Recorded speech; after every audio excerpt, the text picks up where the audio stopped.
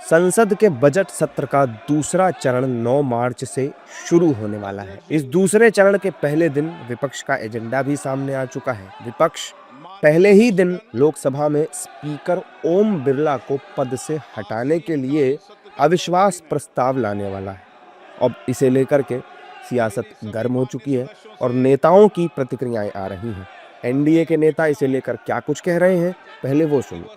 देखिए, सिर्फ राहुल बाबा के हट के कारण पूरे लोकसभा राज्यसभा की जो कार्रवाई है वो बाधित हो रही है। मुट्ठी भर कांग्रेस सांसद बचे हैं साहब, और वो पूरे लोकसभा और राज्यसभा को ब्लैकमेल करना चाहते हैं, सदन की कार्रवाई बाधित करना चाहते हैं। बहुत दुर्भाग्यपूर्ण है। और राहुल बाबा जब एक सैन्य अधिकारी की तथाकथित जो अप्रकाशित पुस्तक है उसके अंश को बता रहे थे जिसमें ऑपरेशनल डिटेल्स है, तो ओम बिरला साहब ने इसकी अनुमति नहीं दी, जो बिल्कुल उचित था। तो इसके लिए हंगामा क्यों मचाया साहब? देश के विरोध बात करेंगे तो आपको लोकसभा के स्पीकर रोकेंगे ही, और हमें कोई इस नो कॉन्फिडेंस मोशन से कोई खतरा नहीं है। और सरकार बहुत ही कंफर्टेबल तरीके से, और ओम बिरला जी ने भी सुचिता का उदाहरण दिया है, अपने आप को पूरे तरीके से कार्रवाई से हटा लिया जब तक इस पर वोटिंग नहीं हो। लोकसभा में देखिए, विपक्ष के लोगों में कोई नैतिक बल ही नहीं है कि सरकार के खिलाफ कुछ बात करें, इसलिए कि सरकार सही काम करती है उसकी भी लोग आलोचना बेवजह करते हैं।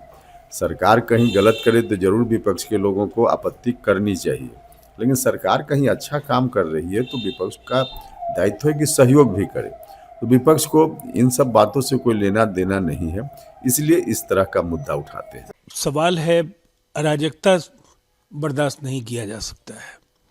संसदीय गरिमा का निर्वहन करना लोकसभा अध्यक्ष के तौर पर ओम बिरला जी की नैतिक जवाबदेही है, और जो लोग नाराज हैं वो ऐसे प्रस्ताव लाने के लिए स्वतंत्र है, लेकिन संख्या बल की दृष्टि से उन्हें इस प्रस्ताव का पूरी तरह से खारिज किया जाना भी तय है, ये मालूम है। जबकि विपक्ष कह रहा है कि स्पीकर का पद बहुत महत्वपूर्ण पद होता है, लेकिन ओम बिरला विपक्ष को सुनना ही नहीं चाहते, इसलिए अविश्वास प्रस्ताव उनके खिलाफ जरूरी है। सोमनाथ दादा ने अपनी प्रतिबिंब और के लिए, अनुशासन के लिए अपने दल तक को त्याग दिया। दल ने उन्हें निकाल दिया था। आज भी हमारे स्पीकर साहब जो अच्छे हैं, मैं चाहूँगा उनका पूरा प्रतिबिंब पूरा भारत के 145 करोड़ लोगों का हो, और इसकी जरूरत ही ना आवे, इसकी नौबत ही ना हो। ये तो तय हो गया था। जिस तरह से विश्वास प्रस्ताव पर, बजट पर बोलने नहीं दिया गया, खास करके लीडर ऑफ ओपोजिशन नहीं बोल पाए, तो फिर प्रधानमंत्री वहाँ आके अपनी बात नहीं कह पाए। स्वाभाविक था, जिम्मेवारी तो सदन में स्पीकर पर होती है, तो स्पीकर के खिलाफ अविश्वास प्रस्ताव लाने का सभी पार्टियों का फैसला था जो ओपोजिशन में काम करती हैं, कांग्रेस सहित। तो उस पर अब चर्चा होगा, वोटिंग होगा।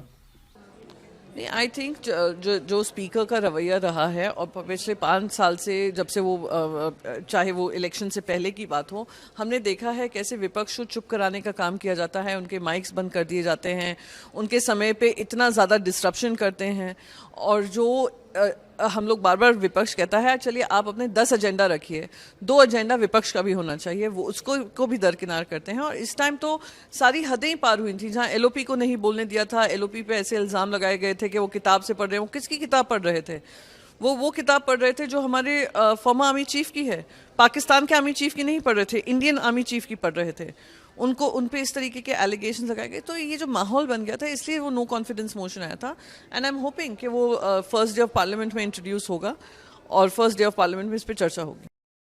दरअसल कांग्रेस सांसदों की ओर से स्पीकर को पद से हटाने के लिए प्रस्ताव के नोटिस में विपक्ष की महिला सांसदों के खिलाफ अवांछित आरोप लगाने से लेकर विपक्षी सांसदों को पूरे सत्र के लिए निलंबित करने तक तमाम मुद्दों का जिक्र किया गया है। इस प्रस्ताव में विपक्षी सदस्यों की ओर से स्पीकर के व्यवहार पर सवाल खड़े करते हुए सत्ता पक्ष के सदस्यों को फेवर करने का आरोप भी उन पर लगाया गया है।